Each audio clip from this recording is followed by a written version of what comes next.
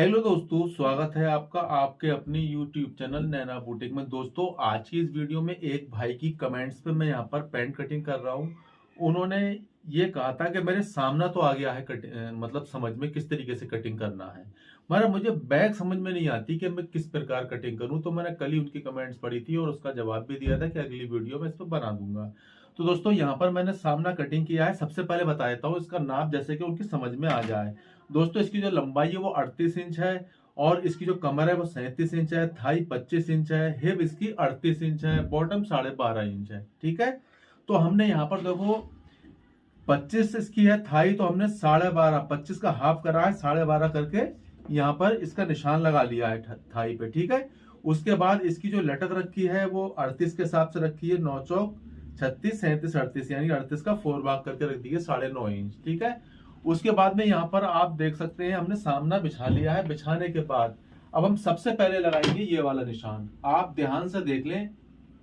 ठीक है, मतलब जिसकी समझ में, जिस भाई की नहीं आ रहा है कि हमने सामना तो समझ में आ गया, बैग हमारी समझ में नहीं आती है, तो केवल आज बैग ही कटिंग करना आपको बता रहा हूं कि बैग किस हिसाब से कटिंग करेंगे। तो हमने सामने बिछाने के बाद नीचे से मिला के रखेंगे। ठीक है, और यहाँ से अपनी लंबाई के अकॉर्डिंग या निशान लगा देंगे लंबाई के हिसाब से, जैसे हमने ये लगा रखा है इसकी सीध में। उसके बाद जो लटक वाला निशान है, ठीक है, उसकी सीध में हमें ये वाला निशान लगाना है अपने बैक पल्ले में। ठीक है, इस प्रकार। उसके बाद में हमारी यहां से इस सामने से जो बैग उठेगी वो उठेगी 1.5 इंच। आप नॉर्मली 1.5 इंच उठा सकते हैं किसी भी बड़ी पैंट में। अगर कोई बच्चे की पैंट है तो उसमें आप 1 इंच से 1.25 इंच तक उठा सकते हैं। ठीक है, तो यहां पर मैंने इस प्रकार निशान लगा दिया। ठीक है, अब उसके बाद देखो बैग में 2-3 ही निशान है केवल।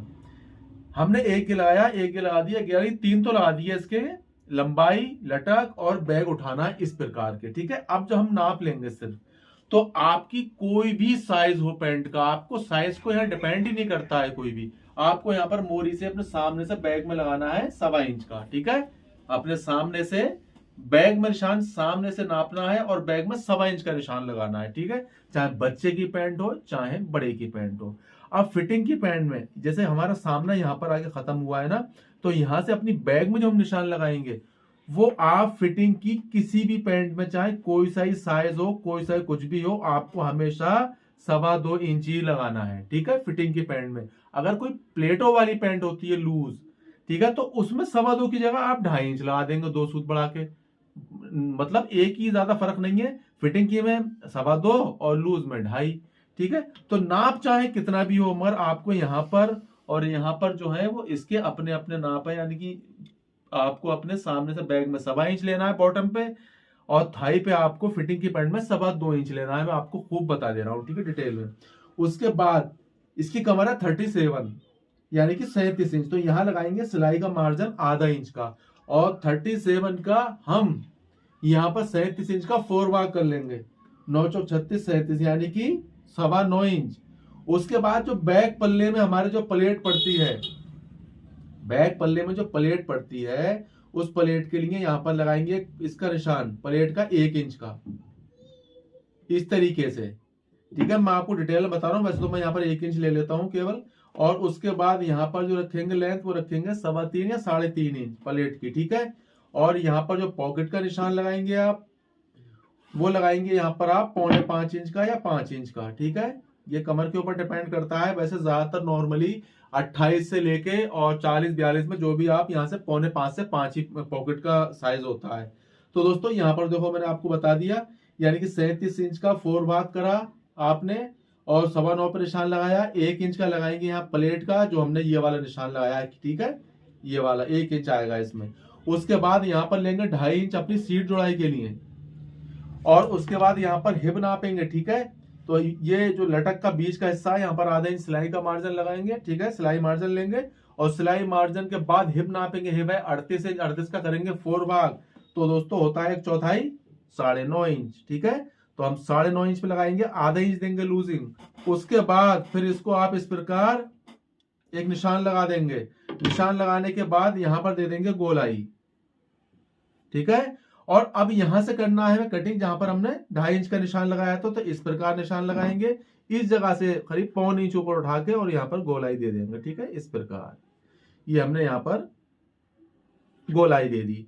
अब दोस्तों बात आती है यहाँ पर स्केल की। मैं घुटना वगैरह कुछ नहीं नापता, क्योंकि मेरे पास जो स्केल है वो कम राउंड की है। ये आपको मार्केट में मिल जाएगी कम राउंड वाली स्केल, ये आप मंगा सकते हैं। ठीक है, तो यहाँ पर इस प्रकार निशान लगाएं, हल्का सा क्रॉस करें, और जो यहाँ पर करीब 1.5 इंच या 1.25 इंच कपड़ा जो बचा है बैक पल्ले में, इसको इस प्रकार निशान लगा लें। तो दोस्तों उम्मीद करता हूं जिस भाई की कमेंट्स आई थी कि यहाँ पर मुझे सामना समझ में आ गया, बैक समझ में नहीं आई, तो उम्मीद करता हूं उसे समझ में आ गया होगा उन भाई को। फिर एक बार समझा देता हूं, आपका कोई भी नाप हो थाई का या कमर का किसी चीज का, आपको अपने सामने से बैग में फिटिंग की पैंट में 2.25 लेना है। ठीक है, यहाँ पर बॉटम पे आपको अपने सामने से बैग में 1.25 इंच लेना है, चाहे छोटी पैंट हो या बड़ी पैंट हो। आपको यहाँ पर कमर का 4 भाग करके 1/4 लगा देना है। उसके बाद में प्लेट के लिए यहाँ पर 1 इंच देना है जो बैक पल्ले में पड़ती है। उसके बाद आप यहाँ पर 2.25 इंच या 2.5 इंच ले सकते हैं सीट जुड़ाई के लिए। ठीक है, बस यही है। हिप का 4 भाग करा आपने, यहाँ पर निशान लगाया, उसके बाद आधा इंच की लूजिंग दी, यहाँ पर ये वाला निशान लगा दिया। बस केवल यही निशान है, एक ये है, एक ये है, एक ये है। ठीक है, तो दोस्तों उम्मीद करता हूं कि आपसे यहाँ कटिंग आ गई होगी। अगर यहाँ पर आपसे बैक पल्ले के निशान लगाना आ गए हैं तो प्लीज मुझे कमेंट्स करके जरूर बताएं, मैं चेक करूंगा। ठीक है, अब मैं इसी कर लेता हूँ कटिंग।